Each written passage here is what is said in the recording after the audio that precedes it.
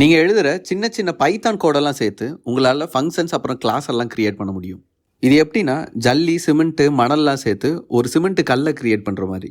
இந்த கல்லெல்லாம் சேர்த்து என்ன பண்ணுவீங்க, ஒரு சுவர் கட்டுவீங்க, கரெக்டாக? இதே போல தான் இந்த கிளாஸ் ஃபங்க்ஷன்லாம் சேர்த்து ஒரு மாடியூலை க்ரியேட் பண்ண முடியும். இந்த சுவர்லாம் வச்சு ஒரு கிச்சன் ஒரு ரூம்னு ஸ்ட்ரக்சர் பண்ணுற மாதிரி இந்த மாடியூல்ஸ் எல்லாம் சேர்த்து ஒரு பேக்கேஜை க்ரியேட் பண்ண முடியும். இப்போ எப்படி வுட் ஒர்க்கு எலக்ட்ரிக்கல் ஒர்க்குன்னு பார்த்து அந்த ரூமை முழுசாக ரெடி பண்ணுறீங்க, அதே போல் டிஃப்ரெண்ட் பேக்கேஜஸாக சேர்த்து பைத்தானில் லைப்ரரியாக க்ரியேட் பண்ணி வச்சுப்பாங்க. எப்படி கிச்சன் ரூம் ஹால் இதெல்லாம் சேர்த்து ஒரு ஃப்ளோராக க்ரியேட் பண்ணுறோமோ, எக்ஸாக்டாக இதே போல் லைப்ரரியெல்லாம் சேர்த்து ஒரு மைக்ரோ சர்வீஸாக க்ரியேட் பண்ண முடியும். இந்த பல ஃப்ளோர்ஸ் எல்லாம் சேர்த்து எப்படி பில்டிங் பெருசாக நிற்குது, இப்படி தான் மைக்ரோ சர்வீசஸ்லாம் சேர்ந்து நீங்கள் யூஸ் பண்ணுற அப்ளிகேஷனாக உருவாகியிருக்கு. இப்போ உங்களுக்கு புரிஞ்சிருக்குன்னு நினைக்கிறேன், ஒரு சின்ன கோட்லேருந்து ஆரம்பித்து ஒரு அப்ளிகேஷன் வரைக்கும் பைத்தானில் எப்படி ஸ்ட்ரக்சர் பண்ணியிருக்காங்கன்னு.